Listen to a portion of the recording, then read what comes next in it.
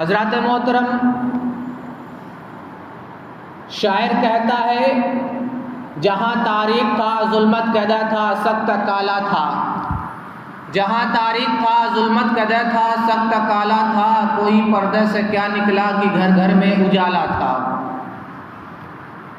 نثار تیری چہل پہل پر ہزاروں عید ربیع الاول، سوائے ابلیس کے جہاں میں سبھی تو خوشیاں منا رہے ہیں، سوائے ابلیس کے جہاں میں سبھی تو خوشیاں منا رہے ہیں۔ اللہ کے حبیب صلی اللہ تعالی علیہ وسلم جس خاندان میں پیدا ہوئے، جس قبیلے میں پیدا ہوئے، اس قبیلے کا نام قریش تھا۔ آج میں آپ کو بتاؤں گا کہ رسول اللہ صلی اللہ تعالی علیہ وسلم کے خاندان کو قریش کیوں کہا جاتا ہے، اس کی وجہ تسمیہ کیا ہے۔ آقا کریم صلی اللہ تعالی علیہ وسلم کے نسب پاک میں آپ کے دادا میں ایک دادا کا نام تھا فہر، اور فہر کے لڑکے کا نام تھا غالب، غالب کے لڑکے کا نام تھا لوی، اور لوی کے لڑکے کا نام تھا کعب۔ حضرت فہر کو اہل مکہ، اہل عرب قریش کہا کرتے تھے، اور یہ قریش کیوں کہا کرتے تھے یہ بھی آپ سمجھتے ہوئے چلے کہ حضرت فہر بہادری میں، شرافت و بزرگی میں اعلیٰ منصب پر فائز تھے، اور آپ کا مقام بہت ہی اونچا تھا، بہت ہی اعلیٰ تھا۔ اسی وجہ سے اہل عرب آپ کو قریش کہا کرتے تھے۔ دراصل میں قریش یہ سمندر کی ایک مچھلی کا نام ہے جو سمندری جانوروں میں سب سے زیادہ طاقتور ہوا کرتی ہے، سب سے زیادہ زور آور ہوا کرتی ہے۔ اسی وجہ سے اس سمندری مچھلی کو قریش کہا جاتا تھا۔ تو چونکہ رسول اللہ صلی اللہ تعالی علیہ وسلم کے نسب پاک میں ایک دادا کا نام تھا فہر، اور فہر کو اہل مکہ، اہل عرب قریش کہا کرتے تھے، تو آپ بھی شرافت و بزرگی میں بہت اعلیٰ تھے، آپ بھی بہت ہی طاقتور تھے۔ آپ کی وجہ سے خاندان قریش کو کافی عروج اور ترقی ملی، اور آپ کا خاندان بہت ہی پھیلتا اور پھولتا ہے۔ اسی وجہ سے اہل عرب آپ کو قریش کہا کرتے تھے۔ اور حضرت فہر کی جو اولاد ہوئی، جن میں ایک بیٹے کا نام غالب تھا، اور غالب کے بیٹے کا نام لوی تھا، اور لوی کے بیٹے کا نام کعب تھا، ان کی جو اولادیں ہوئیں، ان کے جو پوتے ہوئے، ان کا نام اور ان کے خاندان کا نام قریش پڑ گیا۔ اور آقا کریم صلی اللہ تعالی علیہ وسلم حضرت کعب کے اولادوں میں سے ہیں۔ حضرت کعب کے فرزندوں میں ایک فرزند کا نام بنو حضرت ہاشم ہے، یہ رسول اللہ صلی اللہ تعالی علیہ وسلم کے پردادا ہیں۔ اور جب آپ خاندان قریش میں پیدا ہوتے ہیں تو خاندان قریش میں پیدا ہونے کی وجہ سے آپ کی شرافت، آپ کی بزرگی اور آپ کا مقام اتنا بلند تھا کہ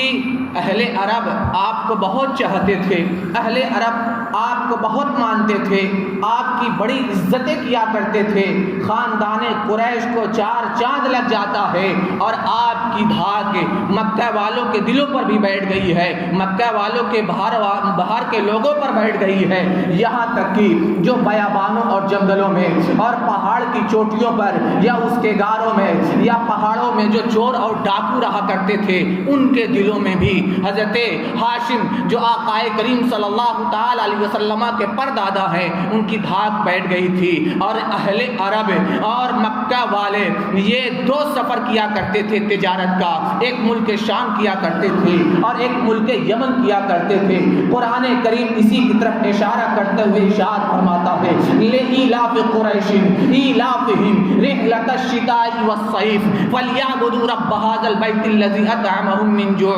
وآمنہم من خوف۔ یہ آیت، یہ سورہ مبارکہ اسی سفر قریش کی طرف, اسی سفر مکہ کی طرف اشارہ کرتی ہے. یہاں تک کہ مکہ کے لوگ ملک یمن کا بھی سفر کیا کرتے تھے اور ملک شام کا بھی سفر کیا کرتے تھے. حضرت ہاشم رضی اللہ تعالیٰ عنہ کی دھاک یہ چور اور ڈاکو اور اہل مکہ کے دلوں پر بیٹھ چکی تھی, اس لیے آپ کا جو قافلہ ہوا کرتا تھا بلا خوف و خطر ملک شام جایا کرتا تھا, بلا خوف و خطر بغیر کسی ڈر کے ملک یمن چلا جایا کرتا تھا. اور حضرت ہاشم کے ایک بیٹے کا نام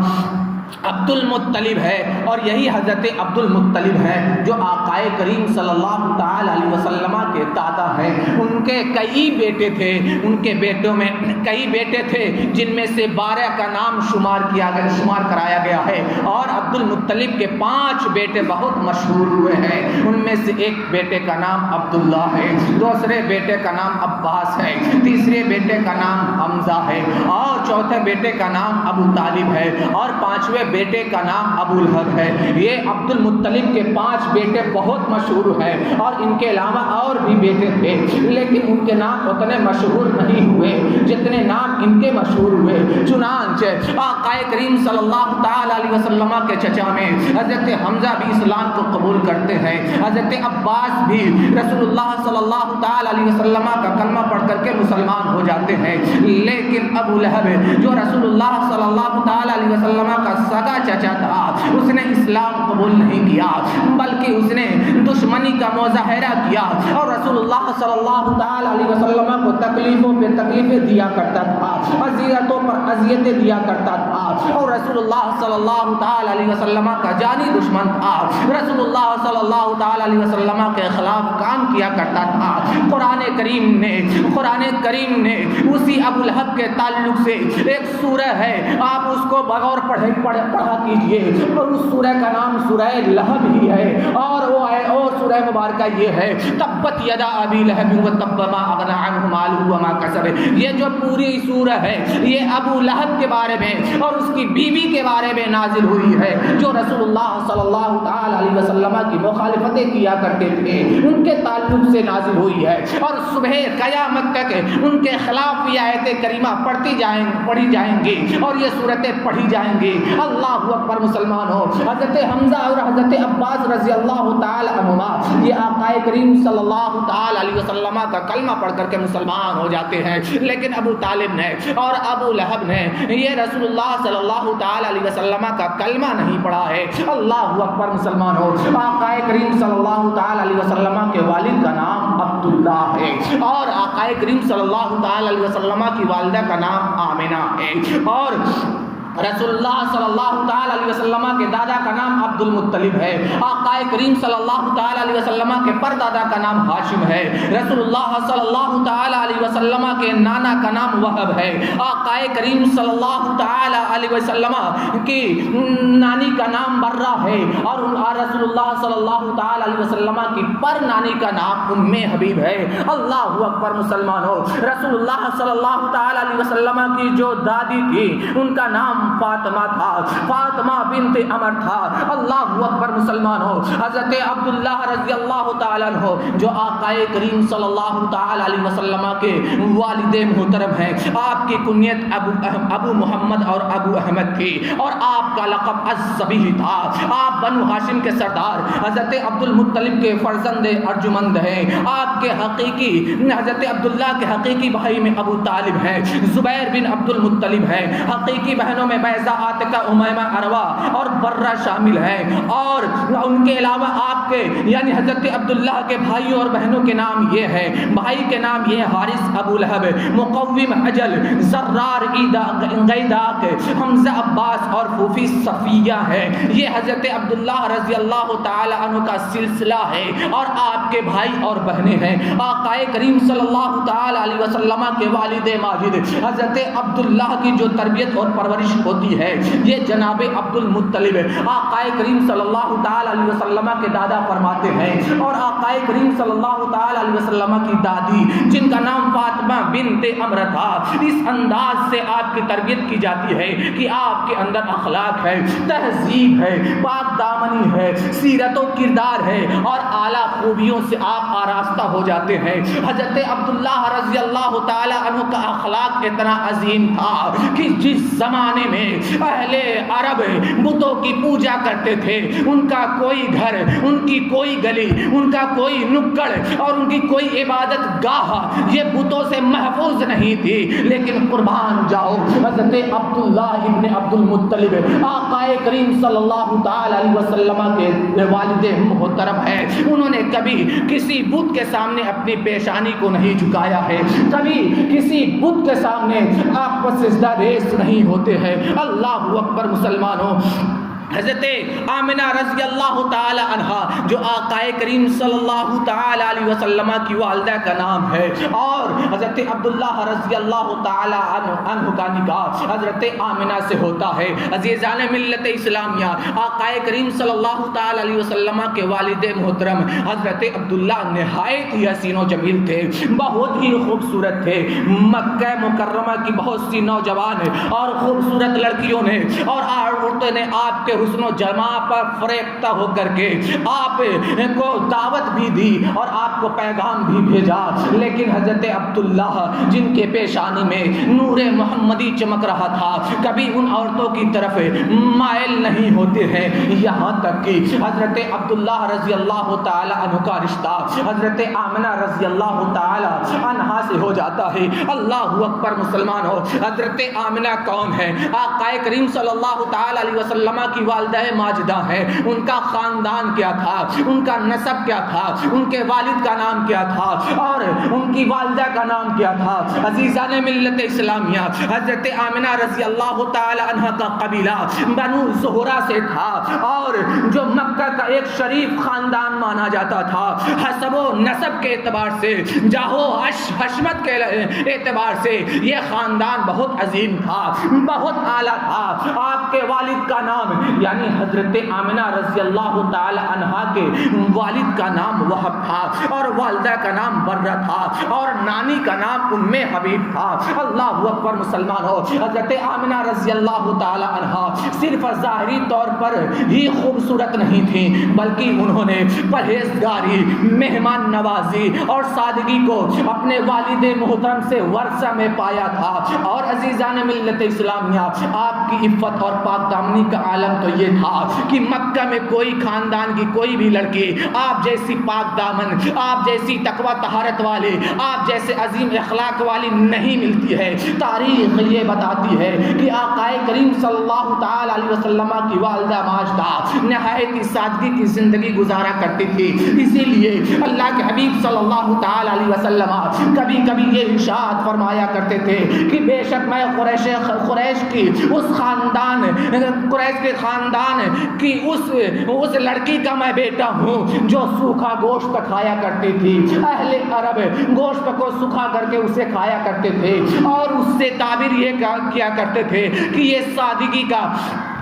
سادگی کا کھانا ہے۔ اللہ اکبر مسلمانوں، چنانچہ ایسی باحیا، عفت اور پاک دامنی سے مزین مقدس خاتون جو حضرت وہب کی لڑکی ہیں، ان کا رشتہ حضرت عبداللہ ابن عبد المطلب رضی اللہ تعالی عنہ سے کر دیا جاتا ہے۔ یہ رشتہ کیسے ہوتا ہے؟ آپ تقریروں میں، آپ میلادوں میں، آپ قصیدہ خوانی میں، آپ نعتیہ جملوں اور نعتیہ اشعار میں سنتے چلے آ رہے ہیں کہ آقا کریم صلی اللہ تعالی علیہ وسلم کے والد ماجد ہیں جن کا نام عبداللہ ہے، ایک دن جنگل میں شکار کے لیے گئے تھے۔ آقا کریم صلی اللہ تعالی علیہ وسلم کے نانا جان حضرت وہب یہ بھی جنگل میں شکار کے لیے گئے تھے۔ ادھر یہودیوں کو بھی معلوم تھا، عیسائیوں کو بھی معلوم تھا کہ یہ جو زمانہ چل رہا ہے، اسی زمانے میں نبی آخر الزمان کی ولادت ہونے والی ہے، نبی آخر الزمان کی پیدائش ہونے والی ہے، اور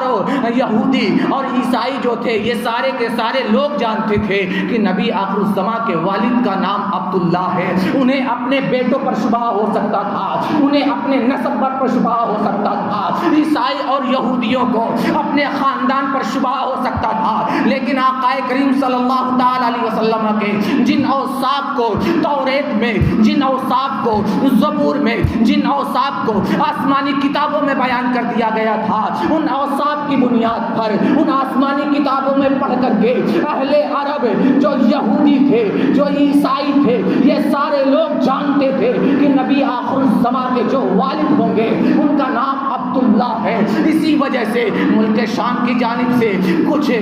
کچھ لوگ حضرت عبداللہ کو شہید کرنے کے لیے اس جنگل میں آتے ہیں جس جنگل میں شکار کے لیے حضرت عبداللہ گئے ہوئے تھے، اور جب حضرت عبداللہ پر وہ حملہ کرنے کی کوشش کرتے ہیں تو گیٹ سے کچھ سوار نمودار ہوتے ہیں اور ان تمام سواروں کو جو حضرت عبداللہ کو شہید کرنے کے لیے آئے تھے انہیں نیست و نابود کر دیتے ہیں، انہیں فنا فنار کر دیتے ہیں، انہیں قتل کر دیتے ہیں۔ حضرت وہب یہ ساری چیزیں دیکھ رہے تھے اور حضرت عبداللہ کی اس کرامت کو دیکھ کر کے حضرت وہب کے دل میں حضرت عبداللہ کی محبت بیٹھ جاتی ہے، ان کے دل میں حضرت عبداللہ کی محبت بیٹھ جاتی ہے۔ اور عزیزان ملت اسلامیہ، حضرت وہب جب جاتے ہیں اپنے گھر پہنچتے ہیں تو ظاہر سی بات ہے کہ اگر کوئی واقعہ راستے میں پیش آتا ہے، سفر کے دوران میں اگر کوئی معاملہ ہوتا ہے تو اس معاملے کو اپنے گھر جا کر کے بیان کیا جاتا ہے، اپنے گھر جا کر کے اسے بتایا جاتا ہے، کبھی ماں سے بتایا جاتا ہے، کبھی باپ سے بتایا جاتا ہے، کبھی بہنوں سے بتایا جاتا ہے، کبھی بھائیوں سے بتایا جاتا ہے، ہر ایک سے شیئر کیا جاتا ہے، اور کبھی بیوی سے بھی بتایا جاتا ہے۔ اور جس کی بیٹی اتنی پاک دامن ہو، عفت و پاک دامن کی عظیم اعلیٰ معیار پر وہ فائز ہو، جس کی بیٹی کا رشتہ تلاش کیا جا رہا ہو، حضرت وہب اپنی بیٹی کے رشتے کے تعلق سے اپنی بیوی برہ سے کہتے ہیں کہ اے میری بیوی، آج میں نے جنگل میں ایک بڑا عجیب معاملہ دیکھا ہے، میں نے دیکھا ہے کہ خاندان قریش کا ایک فرد جس کا نام عبداللہ تھا نہایت ہی حسین و جمیل ہے، نہایت ہی نیک اور پارسا ہے، کچھ لوگ اسے جنگل میں شہید کرنے کے لیے، قتل کرنے کے لیے آئے تھے، گیٹ سے کچھ سوار نمودار ہوتے ہیں اور سب کو قتل کر کے حضرت عبداللہ کو بچا لیتے ہیں۔ اس کے دل میں اس کی محبت میرے دل میں بیٹھ گئی ہے، میں یہ چاہتا ہوں کہ میری بیٹی آمنہ کا نکاح عبداللہ سے ہو جائے، اس لیے تم اپنی بیٹی آمنہ کا رشتہ لے کر کے جناب عبداللہ کے گھر یعنی عبد المطلب کے وہاں، ان کے والد محترم کے وہاں چلی جاؤ اور اپنی بیٹی آمنہ کا رشتہ پیش کر دو۔ اللہ اکبر مسلمانوں، جب حضرت وہب کی بیوی جن کا نام برہ تھا، آقا کریم صلی اللہ تعالی علیہ وسلم کی نانی جن کا نام برہ تھا، یہ رشتہ لے کر کے جناب عبد المطلب رضی اللہ تعالی عنہ کے گھر پہنچتی ہے، اور پہنچنے کے بعد رشتہ پیش کرتی ہے۔ جناب عبد المطلب رضی اللہ تعالی عنہ اس رشتے کو قبول کر لیتے ہیں۔ اب ادھر سے تو رشتہ قبول ہو چکا ہے، اب بیٹی کو دیکھنے کی باری آ گئی ہے، اب جناب آمنہ کو دیکھنے کی باری آ گئی ہے۔ اب حضرت آمنہ رضی اللہ تعالی عنہ کے رشتے کے لیے رسول اللہ صلی اللہ تعالی علیہ وسلم کی جو دادی ہے جن کا نام فاطمہ بنت عمر تھا، یہ رسول اللہ صلی اللہ تعالی علیہ وسلم کے نانا جان حضرت وہب کے وہاں تشریف لے جاتی ہے، اور جب وہاں پر تشریف لے جاتی ہے تو اب حضرت آمنہ رضی اللہ تعالی عنہا کی مہمان نوازی اور ان کی سیرت اور ان کا اخلاق ملاحظہ کیجیے۔ حضرت آمنہ حضرت فاطمہ بنت وہب، حضرت فاطمہ بنت عمر کا یہ دروازے پر ہی استقبال کرتی ہے، انہیں خوش آمدید کہتی ہے، اور اس کے بعد گھر میں لے جا کر کے انہیں باادب بٹھاتی ہے۔ اور جب حضرت فاطمہ بنت عمر سے حضرت آمنہ رضی اللہ تعالی عنہا گفتگو کرتی ہے تو حضرت فاطمہ بنت عمر یعنی حضرت عبد المطلب کی بیوی کہتی ہے کہ میں نے عرب کی عورتوں میں، میں نے عرب کی بیٹیوں میں، میں نے عرب کے خاندان کی دوشیزاؤں میں سب سے زیادہ اگر کسی کو فصیح و بلیغ پایا ہے تو وہ کوئی اور نہیں بلکہ جناب وہب کی بیٹی حضرت آمنہ ہے۔ مسلمانوں، میں آپ سے یہ کہنا چاہتا ہوں کہ جس کے شکم جو رسول اللہ صلی اللہ تعالی علیہ وسلم کی والدہ محترمہ ہیں، جن کے شکم اطہر میں آقا کریم صلی اللہ تعالی علیہ وسلم جلوہ گر ہو رہے ہیں، ان سے زیادہ عرب میں کون فصیح و بلیغ ہو سکتا ہے؟ ان سے زیادہ کون عرب میں خوبصورت اور خوبرو ہو سکتا ہے؟ ان سے زیادہ عرب میں کون حسین و جمیل ہو سکتا ہے؟ اور جب حضرت وہب کے وہاں فاطمہ بنت عمر پہنچتی ہیں، حضرت آمنہ رضی اللہ تعالی عنہا کو دیکھتی ہے تو فاطمہ بنت عمر یعنی رسول اللہ صلی اللہ تعالی علیہ وسلم کی دادی کہتی ہیں کہ میں نے